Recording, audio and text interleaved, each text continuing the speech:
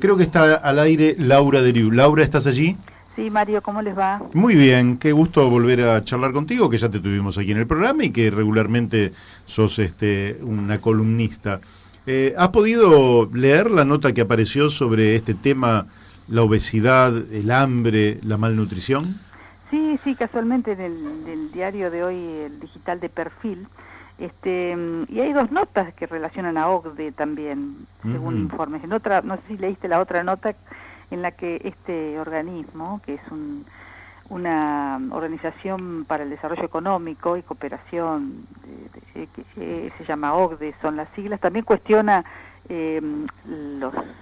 digamos, las retenciones que se aplican en la Argentina, y también habla de la transición hacia modelos de más control sobre el tema de agroquímicos, el rol del INTA que debería tener. No, es muy interesante porque en las dos notas se menciona a OCDE y por supuesto a la FAO, que es la Organización para la Alimentación que depende y la Agricultura, que depende de Naciones Unidas.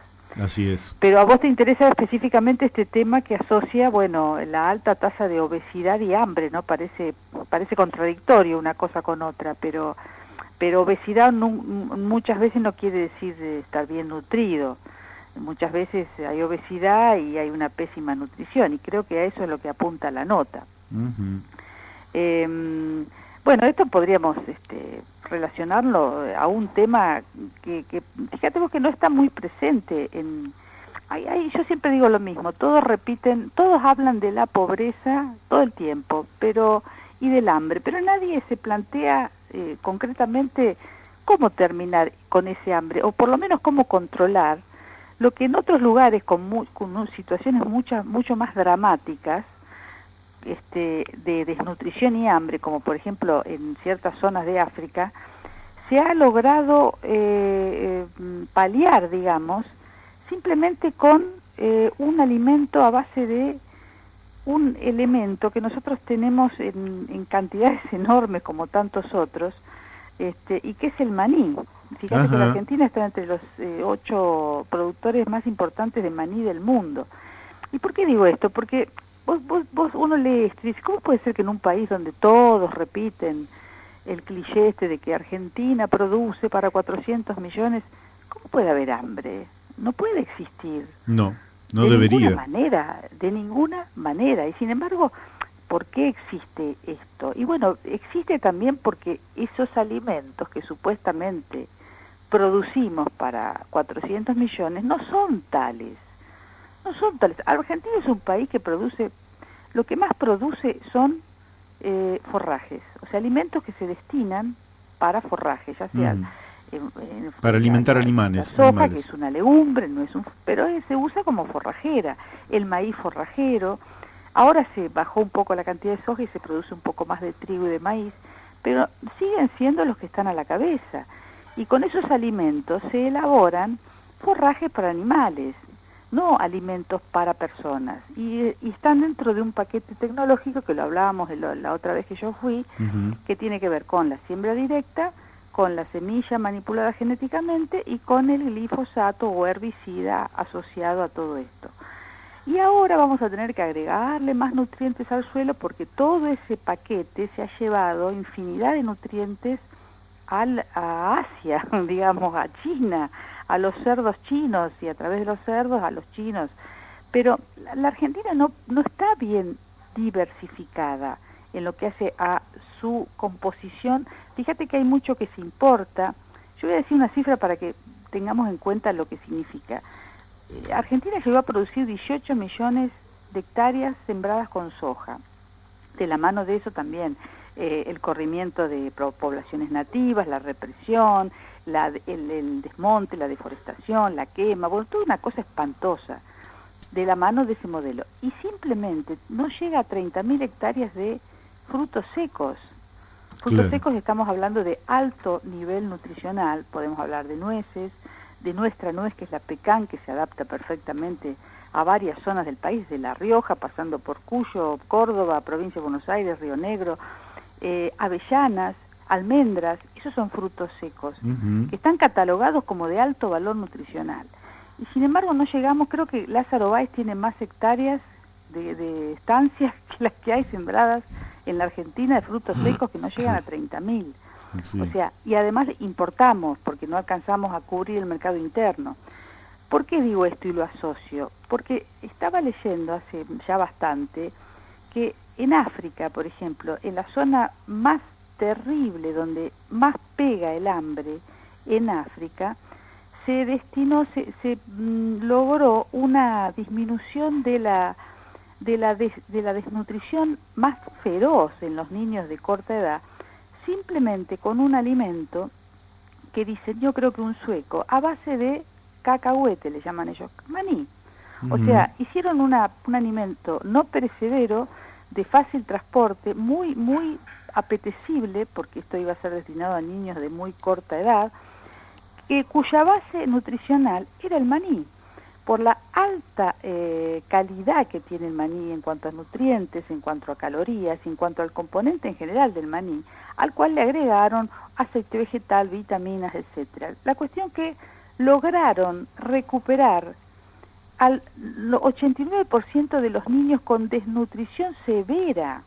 Estamos hablando de una zona terrible en África, donde los niveles de desnutrición eran alarmantes, y en un periodo muy, muy corto de tiempo, o sea, en pocos meses, lograron revertir esta situación en niños que estaban en situación de desnutrición extrema.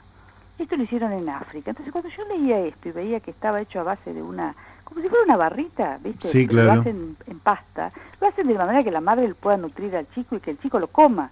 O sea, a ver, quiero decir que esto es rico, porque puedo decir que, pero que los chicos lo comen porque además es muy apetecible. Y yo me acordé que la Argentina es uno de los principales productores mundiales de maní. Y nosotros ni siquiera hemos logrado hacer una pasta de maní para paliar por lo menos la desnutrición en la zona donde no se ve, porque nosotros hablamos de hambre, pero también cuanto más nos vamos al interior, vemos situaciones muy extremas de hambre también, que no salen en los medios. Porque acá dentro de todo por ahí aparece alguna olla popular, hay lugares donde no hay ollas populares, y donde los pibes realmente están pasando situaciones muy extremas. Bueno, esto fue un proyecto que salió de gente que estudia el tema de la desnutrición, hubo médicos involucrados, esa mezcla enriquecida se llamó ROOTS, que es dice, alimento terapéutico listo para usarse, eso quería decir las siglas en inglés, y realmente tuvo un éxito terrible, ya que el 89% de los pibes con desnutrición severa se recuperaron. Claro. Entonces, ahora, la otra punta, perdón que te interrumpa, sí. La otra punta está en que hay mucha gente que tiene un buen poder adquisitivo, que no tiene problemas de comprar alimentos, y que sin embargo, digamos, está sufriendo obesidad o sobrepeso. Sí. Bueno, eso es la segunda parte, digamos. La primera parte apuntamos a los niños que están a la gente que tiene hambre, a los niños sobre todo. Porque están comiendo hidratos de carbono en exceso, porque no están comiendo proteínas, porque no están comiendo lo que deberían comer y padecen de desnutrición. Después están los otros, estos que vos decís, pero acá también hay, según el informe, enfermedades asociadas que pueden ser enfermedades como el hipotiroidismo, enfermedades hormonales, diabetes. Es más, hay hipertensión infantil, esto lo pude hablar con un médico pediatra que hizo una especialidad justamente en la Clínica Austral sobre hipertensión infantil, porque por la cantidad de casos de chicos hipertensos. Eso se debe, entre otras cosas, a la mala alimentación. Pero es una mala alimentación que además está convalidada por un sistema que no permite advertir ni siquiera acerca de lo que estamos comiendo. Por ejemplo, se dijo que íbamos a eliminar completamente las grasas trans por el daño que producen. ¿Se eliminaron completamente? No. Hay bebidas, bueno, las famosas ¿Dónde están las grasas trans? Y están en todos lados. En todos lados. En todos lados. Son ya hay lugares donde ya directamente han sido... Las hamburguesas de McDonald's, por ejemplo, pero la hamburguesa con los aderezos. Cualquier cosa. O sea, uno cree que una hamburguesa tiene carne picada solamente. Yo invito a todos a que lean la letra chica, y que después busquen el significado, porque hay muchos aditivos que tienen letras. Entonces dice ICE, bueno, hay que ir al código alimentario y ver qué es eso. En muchos casos eso es lecitina de soja, que es un emulsionante de las grasas. ¿Y por qué menciono la soja? Porque hay muchos estudios que están dando cuenta de que los productos, los muchos químicos que están en los plásticos, por ejemplo, esos plásticos que recubren interiormente las latas de los alimentos enlatados u otros plásticos que vienen ya con los alimentos envasados, estamos hablando de alimentos procesados, o bien sustancias que le producen como le introducen como conservantes, o plaguicidas que también como residuos pueden contener los alimentos, que son considerados disruptores endocrinos. ¿Qué quiere decir esto? Que actúan como si fueran la hormona que determina que un órgano funcione de tal o cual manera, inclusive un órgano, por ejemplo la tiroides, a través de sus hormonas. Al producir un mecanismo de disrupción, hace que esa hormona, la real, la verdadera, no actúe como debería actuar, y ese órgano endocrino empieza a funcionar mal. Y ahí se disparan enfermedades como, por ejemplo, el hiper o el hipotiroidismo, que es una de las grandes plagas que hoy tenemos.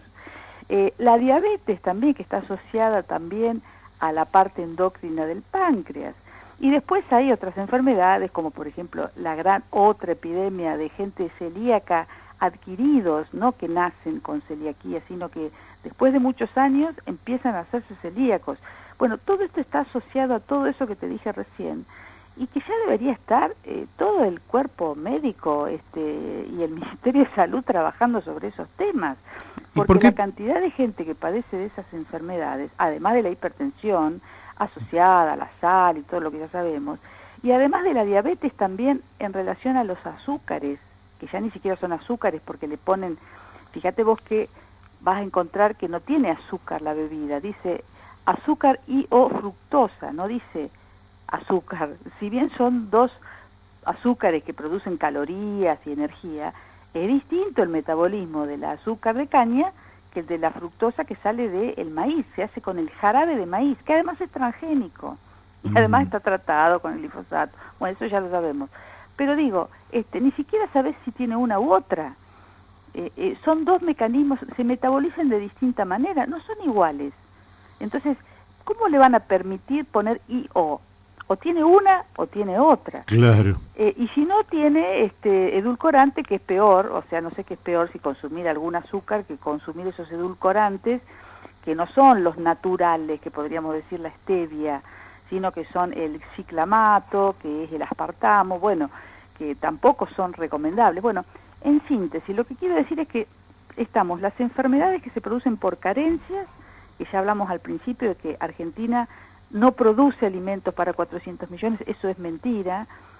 Argentina es un país forrajero hasta hoy. Sí. Y si produce con altos niveles de... Mira, no me quiero olvidar, porque después me olvido hace poco el SENASA secuestró un cargamento de naranjas agroecológicas, cítricos, naranjas y mandarinas creo que venían también, de productores agroecológicos de la zona, en Salta, y que venían para Buenos Aires. Lo secuestró, lo decomisó. ¿Sabes por qué lo decomisó? Porque no estaban envasados de acuerdo a la normativa. La normativa dice que tiene que ir a una planta de empaque y tiene que venir en una bolsa. Bueno, esto venía en cajones, no en bolsas. Pero eso no fue lo peor. Porque lo peor fue que lo metió en un galpón y todo eso se pudrió. Aparentemente se perdieron 12.000 kilos de cítricos agroecológicos, sin químicos, sin venenos, saludables, y lo dejaron tirado para que se echara a perder, porque no venían en las bolsas y venían en cajones. Ahora vos fíjate la mentalidad del SENASA, que hace eso, pero después permite que lleguen a tu plato y al mío alimentos con altos niveles de agroquímicos, o sea, plaguicidas, o sea, venenos, que los estamos comiendo. Eso sí no lo controla del todo, porque hace poco salió a la luz un informe que lo tuvieron que dar a conocer vía amparo, porque si no, no lo daban a conocer, y se armó un gran revuelo en todos los medios. Los que pudieron verlo sabrán de qué se trata. Eso me resulta a mí bastante natural en este sentido. Los que estamos en política sabemos que hay cuestiones de poder. En general, por ejemplo, un juez puede juzgar a alguien que tiene menos poder que él, pero no puede juzgar a alguien que tiene más poder que él. El SENASA puede actuar sobre pequeños productores agroecológicos, pero no puede actuar sobre los grandes intereses del agronegocio, del agrotóxico. Así que eso me parece natural. Pero yo te quiero llevar, porque el tiempo se nos está yendo, hoy es el Día de la Independencia, el 203 aniversario de la Declaración de la Independencia en la Argentina, y mucho se habla de soberanía alimentaria. ¿Por qué vos entendés que no hay en torno a esto un debate y que además ese debate lleve a instalar en la currícula escolar el tema de la alimentación y de la soberanía alimentaria? Bueno, yo entiendo que hay un gran poder de corporaciones que hacen lobby con los que tienen que tomar esta decisión, del presidente para abajo. Vos fíjate que el presidente se queja de un fallo judicial que protege la salud de los niños que van a una escuela, diciéndole a los productores, miren, en esta franja no pueden echar veneno. De alguna manera el juez le está diciendo hagan otra cosa. Yo le diría pongan árboles frutales, pongan nuez pecano, no le está diciendo no hagan nada, pierdan plata. Le está diciendo no echen veneno. Y el presidente se pone del lado de los que envenenan al lado de la escuela y diciendo encima que no les dejan echar un fertilizante cuando estábamos hablando de un herbicida. O sea, yo no sé si es claro, del mensaje de arriba hacia abajo, esto se frenó gracias a una gran movilización en la provincia de Buenos Aires. Por suerte Vidal hizo marcha atrás porque también se quería hacer no se quería contemplar este cuidado, esta zona de resguardo en la provincia. Pero yo creo que detrás de esto están las grandes corporaciones. Sí, las grandes corporaciones que generan, no solo producen alimentos en estas condiciones insalubres, sino que también generan todo el paquete que nace con la semilla patentada, con el agroquímico, con todo un sistema hasta de pools de siembra donde se venden como se vendían antes, bueno, se hacían inversiones que venían de otros países, bueno, en pools de siembra, que esto ha sucedido también y ha sido gran parte de la deforestación. Entonces, son intereses muy fuertes económicos y que son los que gobiernan, porque acá hay personas que responden a esos intereses, hacen unos lobbies muy fuertes y por eso no baja como debería bajar a las escuelas a pesar de toda la información que hoy tenemos. Y me parece que ahí fallan también las organizaciones de médicos y de personas, por ejemplo, siempre lo digo, la ALSEC, que la ALSEC induce a que hay que hacerse el Papa Nicolau y la mamografía. Bueno, también hay que prevenir, porque cuando uno se va a hacer eso encuentra ya el nódulo sospechoso. ¿Cómo se previene esa enfermedad? O sea, acá hay un montón de organizaciones que deberían meterse en este tema y presionar a las autoridades para que bajen lo que vos decís, todo esto. No puede haber una escuela que no tenga un lugar donde se haga una huerta. Una huerta, producir alimento es algo revolucionario, producir tu propio alimento en tu casa, eso en la es escuela, muy importante en la huerta, lo que decís, elaborar hacer cocinar inclusive.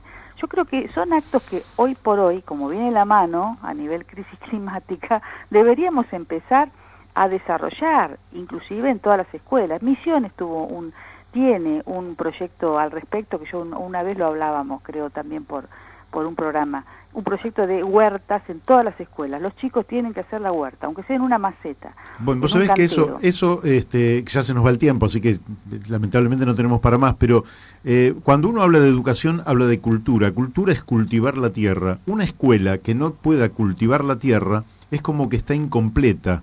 Y me parece que sobre eso las autoridades deberían actuar, porque ahí está la fuente de la vida. Justamente, nosotros somos vida en la tierra y nos nutrimos y vivimos y volvemos a la tierra de una o de otra forma. Laura, se nos fue el tiempo. Decime tus últimos 10 segundos y vamos a seguirla, ¿eh? Vamos a seguirla. No, quería mencionar que hay una escuela, hablando de escuelas, en Mar Chiquita, una escuela sustentable, y ese debería ser el ejemplo para toda la provincia y para todo el país. Los que vayan, los que puedan pasar por ahí, vayan y visítenla. Pero está toda la información en internet. Sí, y hay una charla de agroecología que te la mandé para que la difundas, que es el 17 de julio, sobre cómo producir en forma agroecológica. Está la dirección y todo. Te la mandé por mensaje de WhatsApp. Sí, me lo mandaste, pero decilo nomás, si lo tenés a mano. No tengo a mano el lugar, no me acuerdo el lugar. Es una... Vos me mandaste y bueno, lo vamos a decir y ya, porque ya me van a matar en cualquier momento. Bueno, sí, ya hoy esta no.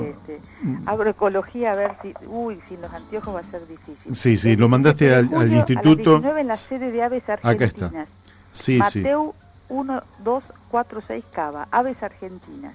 Agroecología, la agricultura necesaria frente a la crisis climática y ecosistémica, que ya tenemos entre nosotros, no sí, que se viene. Para que la gente tenga idea, Mateu 1246, Ciudad de Buenos Aires, es a 20 cuadras de la Plaza 11, así que mira vos. Quien quiera puede acercarse, es una invitación.